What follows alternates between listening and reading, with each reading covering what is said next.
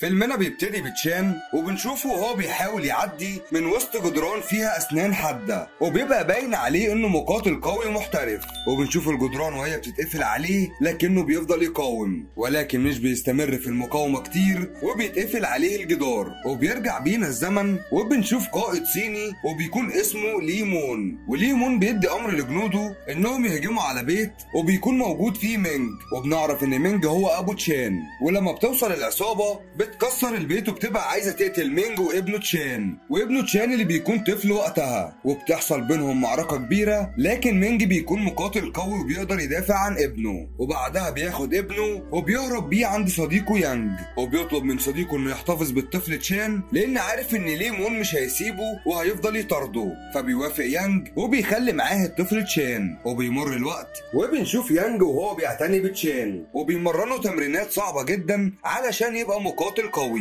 وبيكبر تشان وبيدخل المدرسة، لكن دي مش بتكون اي مدرسة، ده بيدخل مدرسة الشاولين، ودي بتكون من اقوى المدارس اللي بتعلم الفنون القتالية. والمدرسة دي كمان بيخرج منها مقاتلين اقوياء. وبعدها فعلا بيوصل يانج ومعاه تشان للمدرسة، وبيكون تشان منبهر بالتلاميذ وقوتهم وبيتقبل في المدرسة. وبيكون المشرف على تعليمه هو المعلم سكار. وبنشوف المعلم سكار وهو بيشرح لتشان قواعد المدرسة، وبيكون تشان مشغول بزرعة موجودة جوه النهر وبيحدف عليها حجارة. فبينط المعلم سكار في الهواء وبينزل يجيب له الزرعة دي وبيرجع تاني. وهنا بنشوف مهارة المعلم وقوته، وبنشوف تشان وهو مبسوط جدا بالزرعة. وبعدها بيدخل تشان مع التلاميذ علشان ينام ويستعد لأول يوم ليه في المدرسة. وبيطلع النهار وبنشوف كل التلاميذ وهم بيصحوا في وقت واحد علشان يستعدوا للتمرين. وفعلا بيبدأوا التلاميذ في التمرين، لكن مش بيكون تشان وسطهم وبيبقى نايم ولسه مصحيش. ولما بيصحى بيلاقي كل التلاميذ خرجوا وهو قاعد لوحده، فبيلبس بسرعة وبيروح للتمرين. ولما بيشوف المعلم بيتضايق وبيقوله ان هو هيعاقبه، لكن تشان بيقوله ان دي اخر مرة ومش هيتأخر تاني. فالمعلم بيوافق وبيطلب منه انه يدخل التمرين مع زمايله. وبيكون تشان هو اصغر واحد فيهم، بس بيكون قوي جدا وذكي كمان. وبيكون المعلم وكل التلاميذ مش مصدقين ان طفل في السن ده يكون بالقوة والمهارة دي. وبيعدي وقت طويل وبيكون الطفل تشان كبر وبقى اقوى مقاتل في مدرسة الشاولين، وبنشوف قوته الرهيبة في التمرين والقتال. وبتيجي سنة التخرج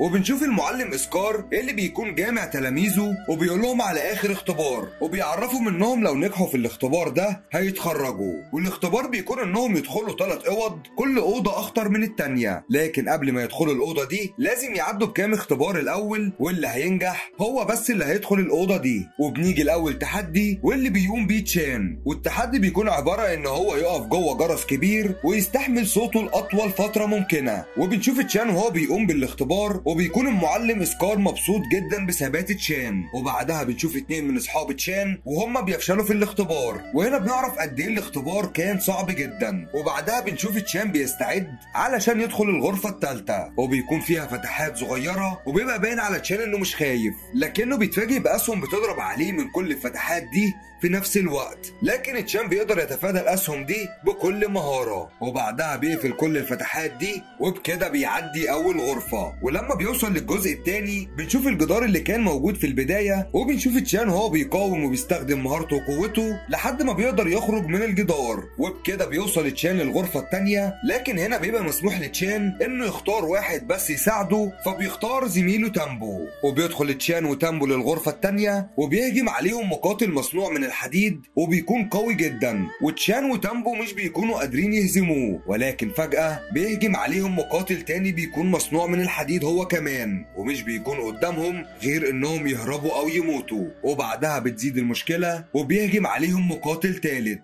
وهنا بيقدر تشان يهرب منهم وبيوصل لاخر الغرفة، وبيكون موجود مقاتل حديدي تاني لكنه بيبقى فخ وبيخرج منه رمح، لكن تشان بيتفادى الرمح ده. وبعدها مش بيكون قدامه غير طريق واحد هيمشي فيه، ولما بيدخل بيلاقي 3 مقاتلين بيهجموا عليه وبيكونوا اقوياء جدا، وبيفضل تشان يقاتل فيهم لكنهم اقوى منه، فبيستخدم خبرته وبيقدر يتغلب عليهم وبيكمل الطريق. لكنه بيفتكر زميله وبيرجع بسرعة علشان ينقذه، وفعلا بيخلصوا من المقاتلين وبيخرجوا مع بعض. وبعد ما بيخرجوا بنشوف تشان وهو بيتعالج من الاصابات الكتير اللي حصلت له. وفي نفس الوقت بيكون القائد لي مون عرف ان تشان كان موجود في مدرسة الشاولين الشاولين وانه بقى مقاتل قوي جدا، وبيطلب من مقاتل محترف انه يروح يقاتل تشان لانه بيكون خايف من انه يروح ينتقم منه لانه قتل عيلته كلها. وفعلا المقاتل بينفذ الاوامر وبيتحرك بالليل وهو متخفي علشان يوصل لمدرسة الشاولين، وبيكون مش عارف شكل تشان لكنه بيعرف مكان السرير اللي بينام فيه، وبيوصل للسرير بس بيكون اللي نايم فيه هو تامبو صديق تشان، وبيهجم عليه المقاتل علشان يخنقه، لكن تامبو بيقدر انه يهرب منه وبيخرج لساحة المدرسة. وهنا بيعرف تشان وكل الموجودين ان في حد غريب موجود في المكان، فبيهجموا عليه وبتحصل بينهم معركة قوية لكن مش بتستمر كتير، وبيقدر تشان يخلص عليه، لكنه مش بيعرف ان لي مون هو اللي بعت القاتل ده علشان يخلص عليه، وبيكون فاكر انه حرامي. وبعدها بيستعد تشان علشان يدخل اخر غرفة، واللي بتكون اخر غرفة في العالم، وبرغم انه عارف انه داخل اختبار صعب لكنه بيبقى متحمس جدا انه يدخل الغرفة دي. وبيفضل تشان يقرأ في الكتب الموجودة في مدرسة الشاولين علشان يتعرف اكتر على الغرفة، وبنعرف انه قعد فترة كبيرة جدا يقرأ عن الفنون القتالية وعن الغرفة اللي هيدخلها. وبعدها المعلم بيقول لتشان انت كده جاهز علشان تدخل غرفة الجحيم، وبيبدأ الاختبار وبيدخل تشان الغرفة فعلا، وبيلاقي في بداية الغرفة المقاتلين اللي مصنوعين من الحديد،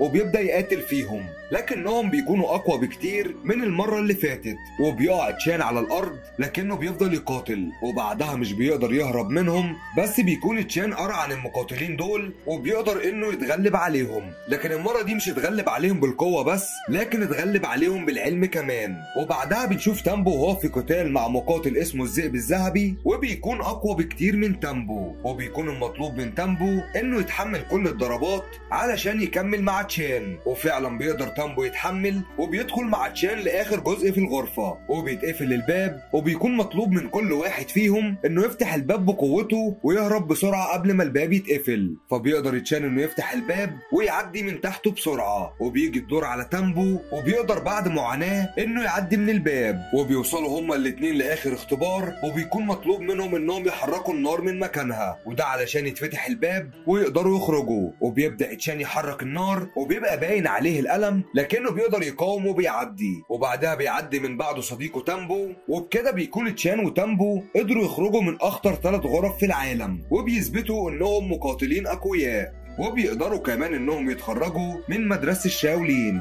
وهنا بيعرف تشان السر اللي كان المعلم مخبيه عنه، وبيعرف ان لي مون هو اللي قتل عيلته، وبيعرف كمان ان هو اللي بعت المقاتل اللي حاول يقتل تامبو. وهنا بيقرر تشان انه ينتقم من لي مون، وبيقول له تامبو صديقه انه هيساعده انه ينتقم منه. وبيروح تشان وتامبو للمدينة، ولما بيوصلوا بيعرف لي مون انهم موجودين في المدينة، فبيبعت واحد من جنوده علشان يتجسس على تشان ويقتله. وبيكون تشان وتامبو موجودين في مطعم، وبتكون في بنت اسمها لي موجودة في نفس المكان، وبيوصل الجندي وبيهجم عليهم لكنه بيسيب تامبو مش تشان، وبعدها بيهرب بسرعة لكن لي بتقدر تمسكه قبل ما يهرب وبتخلص عليه. واثناء القتال بيقع من لي سلسلة وبتكون شبه اللي موجودة مع تامبو، وهنا بيعرف تامبو ان لي تبقى اخته. وبعدها بيقابلوا زميلهم يونج اللي كان موجود معاهم في المدرسة، وبعدها بتطلب لي منهم انهم يقعدوا عندها في البيت، وفعلا بيروحوا عندها، وبيجي الليل وبيهجم عليهم مقاتل على البيت علشان يخلص على تشان، لكن تامبو بيشوفه وبيقاتل معاه، لكنه بيقدر يسيب تامبو إصابة قوية جدا وكمان بيضرب ليه. وهنا بيصحى تشان وبيسمع الصوت